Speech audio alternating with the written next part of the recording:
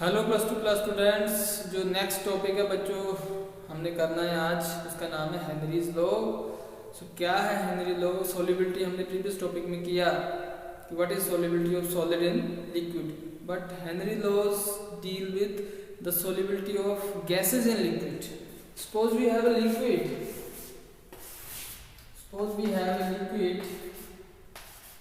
and above this liquid there is a gas particles. So two phases are there. First phase is liquid phase. Henry law जो हमने समझना है तो उसमें दो चीजें आपको बेटे देखनी पड़ेगी। there are two phases. One is liquid phase and another is gaseous phase. जो ऊपर वाला phase कौन सा है? gaseous phase है। नीचे वाला कौन सा है? liquid phase है। तो सोल्युबिलिटी हमने देखनी है कि इस गैस की सोल्युबिलिटी इस लिक्विड में कितनी है, कैसे बढ़ती है, कैसे कम होती है। हेनरी लॉ इससे डील करता है। एक्चुअली होता क्या है, जो गैसेस होती हैं वो भी सोल्यूबल होती हैं लिक्विड्स में। आपने सोचना है कि कैसे सोल्यूबल होती है लिक्विड्स में गैसेस। बच्चे आपने देखा होगा जैसे हमारा वाटर है, रिवर्स है, जो वाटर है रिवर्स का, तो उसमें क्या है बच्चों, डिसॉल्व्ड ऑक्सीजन होती है। उसमें क्या होती है? डिसॉल्व्ड ऑक्सीजन होती है। उसकी वजह से जो एक्वेटिक लाइफ है, उसमें एक्वेटिक लाइफ है तो वो सरवाइव कर पाती है। तो जरूरी है जो वाटर है उसमें थोड़ी बहुत क्या हो, ऑक्सीजन हो, तो उसमें वो ऑक्सीजन डिसॉल्व होती है। पानी में जो ऑक्सीजन होती है बच्चों क्या होती है? डिसॉल्व होती है। तो हेनरी लॉ हमें बताता है जो गैसेस हैं कैसे हम उसको लिक्विड में ज्यादा से ज्यादा सोल्यूबल बना सकें। गैसेस की सोल्युबिलिटी लिक्विड में कैसे हम एनहांस कर सकें, बढ़ा सकें, यही हमें बताता है हेनरी लॉ। तो क्या कहते हैं हेनरी लॉ? आमतौर पर भी ये कोई भी गैस है अगर लिक्विड के ऊपर है थोड़ी बहुत इसमें क्या हो जाती है? डिसॉल्व हो जाती है। लेकिन हेनरी लॉ बोलता है कि अगर आपने ज्यादा डिसॉल्व करनी है ये जो गैस है above the liquid, if you want to dissolve more and more, if you want to dissolve extra gas in the liquid, then there is a way. What is that way? That increase the pressure of the gas. ये liquid है नीचे, इसके ऊपर gas molecules हैं। अगर gas molecules का pressure अगर बढ़ा दें, इस गैस का पार्शियल प्रेशर अगर हम बढ़ा दें अब द लिक्विड, जितना ये प्रेशर बढ़ेगा उतना ये जोर से क्या करेगा? स्ट्राइक करेगा लिक्विड को। जितना ये प्रेशर बढ़ेगा उतना ज्यादा जोर से स्ट्राइक करेगा, नीचे तक जाएगा और ये इसमें क्या हो जाएगा बच्चों? डिसॉल्व हो जाएगा। सो कितना गैस के मॉलिक्यूल्स डिसॉल्व हुए हैं, कितने गैस के मॉलिक्यूल डिसॉल्व हुए हैं इस लिक्विड में डिपेंड करता है कितना प्रेशर इस गैस का इस लिक्विड के ऊपर है। यही हमें बताता है Henry's law. What is Henry law? It states that the mole fraction of gas in liquid, इसका क्या मतलब हुआ? ये जो लिक्विड है इसमें गैस का मोल फ्रैक्शन है मान लो x। इस लिक्विड में कितनी गैस डिसॉल्व है? x मोल फ्रैक्शन है। जो गैस है उसका x मोल फ्रैक्शन इसमें डिसॉल्व है। तो कितनी गैस डिसॉल्व है ये कौन बता रहा है हमें? इस लिक्विड में कितनी गैस डिसॉल्व हो रखी है ये हमें कौन बता रहा है? ये बता रहा है हमें बच्चों x। जितना ज्यादा x उतना मतलब इसमें ज्यादा गैस डिसॉल्व हो रखी है। तो ये x है, जो x मींस कितनी मात्रा में ये गैस डिसॉल्व हो रखी है, वो बोलते हैं डिपेंड करती है प्रेशर पे। जितना पार्शियल प्रेशर, ये जो गैस है गैस मॉलिक्यूल का जितना प्रेशर ज्यादा होगा, ये जो गैस मॉलिक्यूल है जितना इसका प्रेशर ज्यादा होगा, पार्शियल प्रेशर ज्यादा होगा, उतना ही x ज्यादा होगा। x क्या है? x is the mole fraction of gas which has dissolved in this liquid. तो इस लिक्विड में जितनी गैस डिसॉल्व हो रखी है x उसका मोल फ्रैक्शन है। तो वो किस पे डिपेंड करेगा? कितनी गैस डिसॉल्व होगी, x कितना होगा, मतलब कितनी गैस डिसॉल्व होगी किसी लिक्विड में, वो किस पे डिपेंड करेगा? प्रेशर पे। किसका प्रेशर? उस गैस का अबव द लिक्विड। ये बोल रहा है हेनरीज लॉ। अगर इस साइन ऑफ प्रोपोर्शनैलिटी को हटा दें, मतलब p is directly proportional to x, अगर इस साइन ऑफ प्रोपोर्शनैलिटी हम हटा दें तो हमारे पास एक कांस्टेंट आता है kh। तो kh क्या है? kh क्या है? kh is a Henrys constant. जो kh है वो क्या है? Henrys constant. तो जो हेनरीज कांस्टेंट है kh, इसकी वैल्यू जितनी ज्यादा होगी, क्योंकि प्रेशर तो कांस्टेंट है, ये प्रेशर क्या है? कांस्टेंट है। अगर kh ज्यादा होगा तो x कम होगा। अगर KH कम होगा तो X ज्यादा होगा, क्योंकि इन दोनों को मल्टीप्लाई करके हमारे पास P आता है। P फिक्स है। अगर KH ज्यादा होगा तो X कम होगा, KH कम होगा तो X ज्यादा होगा। तो ये आपने याद रखना है कि अगर KH की वैल्यू ज्यादा है, KH की वैल्यू बहुत ज्यादा है, तो उतना ही X कम होगा। X कम का मतलब क्या है? सोल्यूबिलिटी कम होगी। X क्या रिप्रेजेंट कर रहा है? सोल्यूबिलिटी। जितना X ज्यादा है, जितना इस फॉर्मूले में X ज्यादा है उतनी सोल्यूबिलिटी ज्यादा है, जितना X कम सोल्यूबिलिटी कम। तो अगर KH ज्यादा है बच्चों, अगर KH की वैल्यू ज्यादा है तो X की वैल्यू कम होगी, अगर KH की वैल्यू कम है तो X की वैल्यू ज्यादा होगी। जैसे कि हीलियम के लिए बच्चों, जो हीलियम है इसके लिए KH की वैल्यू काफी ज्यादा है। हीलियम के लिए KH की वैल्यू काफी ज्यादा है, इस वजह से जो हीलियम है वो कम डिसॉल्व होता है लिक्विड में। और नाइट्रोजन की N2, नाइट्रोजन की वैल्यू क्या है? KH की, नाइट्रोजन के लिए KH की वैल्यू वो क्या है? कम है। तो जब कम है तो ये ज्यादा डिसॉल्व होगा, नाइट्रोजन मोर डिसॉल्व होगा, जो हीलियम है वो कम बच्चों डिसॉल्व होगा। तो ये आपने थोड़ा सा दिमाग में अपनी बात है वो रखनी है। तो ये था हेनरी लॉ, ये थी KH की वैल्यू। फिर आ जाती है बच्चों एप्लीकेशन ऑफ हेनरी लॉ। फिर आ जाता है हमारे पास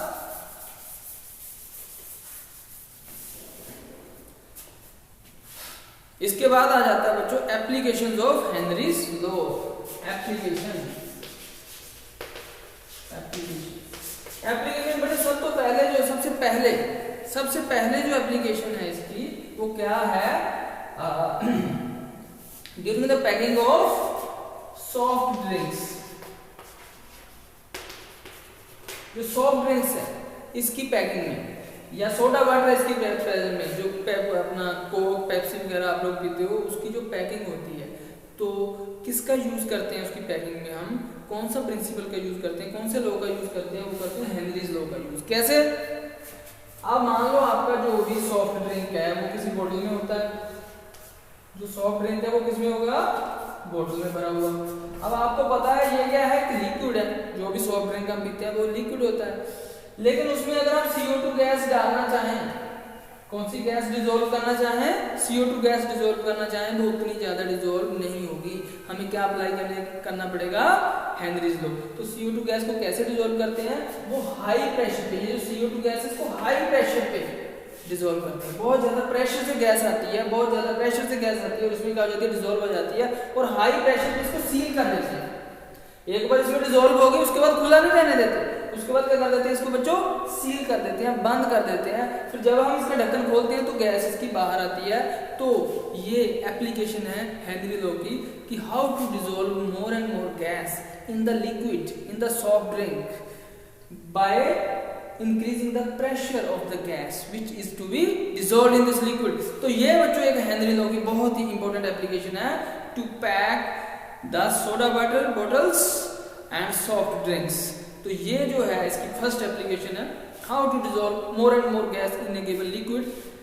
वो प्रेशर बढ़ा के हम उस गैस को डिसॉल्व कर देते हैं। और उसके बाद जो सेकंड एप्लीकेशन है बच्चे, वो है हाई एल्टीट्यूड पे। हाई एल्टीट्यूड पे जब किसी ने जाना होता है, बहुत ही ऊंचाई पे जाना होता है, तब क्या होता है बच्चों? बहुत ही हाई एल्टीट्यूड पे अगर जाना है, बहुत ही ऊंचाई पे अगर जाना है, तो आपको पता होना चाहिए कि ग्राउंड लेवल पे जो है एटमॉस्फेरिक प्रेशर है वो 1 है। जब हम हाइट पे जाते हैं, जब हम बच्चों हाइट पे जाते हैं, वहां एटमॉस्फेरिक प्रेशर कम हो जाता है। एटमॉस्फेरिक प्रेशर क्या हो जाता है? कम हो जाता है। तो मैंने जैसे बताया, जो हेनरी लॉ क्या बोलता है कि प्रेशर ज्यादा होगा, जब एटमॉस्फेयर का गैसेस का प्रेशर ज्यादा होगा तो हमारे ब्लड में वो ज्यादा डिसॉल्व होंगी। अगर प्रेशर कम होगा तो कम डिसॉल्व होंगी। तो जब हम हाई एल्टीट्यूड पे जाते हैं तो प्रेशर कम हो जाता है बच्चों। जब प्रेशर कम है गैसेस का, गैसेस कौन सी है? एयर में ऑक्सीजन, नाइट्रोजन। जब इनका प्रेशर कम है तो हमारे ब्लड में भी क्या होंगी? जो कम डिसॉल्व होंगी। जब हमारे ब्लड में कम डिसॉल्व होंगी तो हमारे बॉडी के अलग अलग पार्ट्स में, ईच एंड एवरी सेल तक ये ऑक्सीजन कम पहुंचेगी। जब ऑक्सीजन कम पहुंचेगी तो हमारे को क्या होगा बेटे? हमारे को थकान हो सकती है, हमारे को थोड़ा सा सर दर्द हो सकता है, चक्कर आ सकते हैं। ऐसी प्रॉब्लम्स हमें फेस करनी पड़ती हैं। तो ऐसी प्रॉब्लम्स को नाम एक दिया है, उसको बोलते हैं एनोक्सिया। एनोक्सिया। सो एनोक्सिया की प्रॉब्लम हो जाती है, मतलब थकान हो जाती है, चक्कर आ जाते हैं। जो बॉडी में ऑक्सीजन की कमी हो जाती है। किसकी वजह से? क्योंकि प्रेशर कम है ऑक्सीजन का। प्रेशर कम होने की वजह से हमारे ब्लड में कम ऑक्सीजन जाती है। कम ऑक्सीजन जाने की वजह से हमें डिफरेंट प्रॉब्लम्स का सामना करना पड़ता है, उनको बोलते हैं एनोक्सिया। तो ये है इसकी दूसरी एप्लीकेशन। थर्ड एप्लीकेशन है बच्चों, थर्ड एप्लीकेशन क्या है? Scuba divers. Scuba divers, scuba divers हैं जो स्कूबा डाइवर्स मतलब जो वो लोग, स्कूबा डाइवर्स लोग कौन से लोग होते हैं? जो समुद्र के नीचे तक जाते हैं। ऐसे स्कूबा डाइवर्स जब काफ़ी समुद्र जो सी लेवल है उससे काफ़ी नीचे तक जाते हैं तो क्या होता है, मैंने बताया आपको ग्राउंड लेवल पे हमारे जो एटमॉस्फेरिक प्रेशर है वो नॉर्मल है, ऊपर जाते हैं हाइट पे जाते हैं तो एटमॉस्फेरिक प्रेशर कम होता है। लेकिन जब हम डाउन जाते हैं, जब हम सी लेवल से नीचे जाते हैं स्कूबा डाइवर्स के केस में, तो क्या बढ़ जाता है? प्रेशर बढ़ जाता है। यहाँ से ऊपर जाएंगे तो प्रेशर कम होगा। If we go to high altitude, the pressure, atmospheric pressure will decrease. When we go down the sea level, then the atmospheric pressure will increase बढ़ जाएगा। तो खुद सोचो, जो गैसेस है मतलब कि ऑक्सीजन, नाइट्रोजन, तो जब हम सांस लेंगे तो क्योंकि प्रेशर ज़्यादा है तो हमारी बॉडी में, हमारे ब्लड में वो गैसेस ज़्यादा चली जाएंगी। जब हम डाउन द सी जाएंगे, what will happen? more and more gases will dissolve in our blood। तो क्या होगा फिर? ऑक्सीजन तो हमारी बॉडी यूज कर लेगी। जब हम नीचे जाएंगे तो हमारी बॉडी में ज्यादा से ज्यादा क्या हो जाएगी? ऑक्सीजन एंड नाइट्रोजन डिसॉल्व हो जाएगी। जब हम नीचे जाएंगे तो ऑक्सीजन तो हमारी बॉडी यूज कर लेगी, लेकिन नाइट्रोजन ऐसे ही पड़ी रहती है, वो हमारी बॉडी को यूज की नहीं होती। लेकिन जब हम नीचे से ऊपर आएंगे, तो प्रेशर कम होगा। जब नीचे से ऊपर आएंगे तो प्रेशर कम होने लगेगा। जब प्रेशर कम होगा तो वो जो नाइट्रोजन पड़ी है अनयूज्ड बॉडी में, तो वो बाहर आने की कोशिश करेगी विद बबल्स। तो जो बबल फॉर्म होंगे, और दूसरा जो नाइट्रोजन का साइज भी बड़ा है, ज़्यादा मात्रा में नाइट्रोजन पड़ी है और बबल्स भी हैं, तो वो जब बाहर आएंगे bubbles with nitrogen, then what will happen? जो हमारी कैपिलरी है जिनमें से वो बाहर आएंगे, जो कैपिलरी है जिनके थ्रू वो बाहर आएंगे, तो वो पेन करेंगे, वहाँ दर्द हो सकता है, वो बर्स्ट भी हो सकती है। तो उसकी वजह से पेन होता है हमारे को। तो वो पेन है जो चेस्ट में पेन हो रहा है, उसको हम बोलते हैं बेंड्स। क्या बोलते हैं उसको? हम बेंड्स बोलते हैं। What are bends? This is the medical condition in which when a scuba diver moves upward, then because of decrease in the pressure, the unused nitrogen will come outside with bubbles, and these bubbles can burst our capillaries. Then there will be a condition develop in which we got pain. तो जब हम ऊपर आएंगे बच्चों, तो हमारे को क्या होगा? पेन होगा। तो ये थी बच्चों 3 एप्लीकेशंस। उसके बाद एक आ जाता है effect of temperature on the solubility of gases in liquid. तो बच्चों हम बात कर रहे हैं, क्या बात कर रहे हैं कि हमारे पास एक लिक्विड है। हमारे पास क्या है बच्चों? एक लिक्विड है। इस लिक्विड में हमें क्या डिसॉल्व करनी है? गैस डिसॉल्व करनी है। ये हमारे पास लिक्विड है, इसमें क्या डिसॉल्व करनी है? हमने गैस डिसॉल्व करनी है। गैस लिक्विड में डिसॉल्व होना है। कितनी डिसॉल्व होना है? ठीक है, मान लो जितनी ये गैस डिसॉल्व होना था ये हो गई है, जितनी डिसॉल्व होना था ये बच्चों हो गई है। उसके बाद हमने क्या किया बच्चों? टेम्परेचर इंक्रीज कर दिया। हमने क्या इंक्रीज कर दिया? टेम्परेचर। तो एक बात याद रखना, जो गैसेस होती हैं जब हम टेम्परेचर इंक्रीज करते हैं तो उनकी सोलिबिलिटी कम हो जाती है। गैसेस की सोलिबिलिटी बच्चे कम हो जाती है जब हम क्या इंक्रीज करते हैं? टेम्परेचर। तो जो गैस है वो डिसॉल्व हुई हुई है वो बाहर निकलने लग पड़ती है टेम्परेचर बढ़ने से। इसका आंसर आप दे सकते हो कि क्यों solubility of gases decreases with increase in temperature. ये इसका आंसर आप दे सकते हो। क्या बच्चों? वो है कि जो गैस जब डिसॉल्व होती है लिक्विड में तो क्या बनता है? हमारे पास सॉल्यूशन बनता है। जब कोई गैस डिसॉल्व होती है लिक्विड में तो बच्चों हमारे पास क्या बनता है? एक सॉल्यूशन बनता है। तो गैस जब डिसॉल्व होती है लिक्विड में तो हमारे पास सॉल्यूशन बनता है। ये एक्सोथर्मिक प्रोसेस है।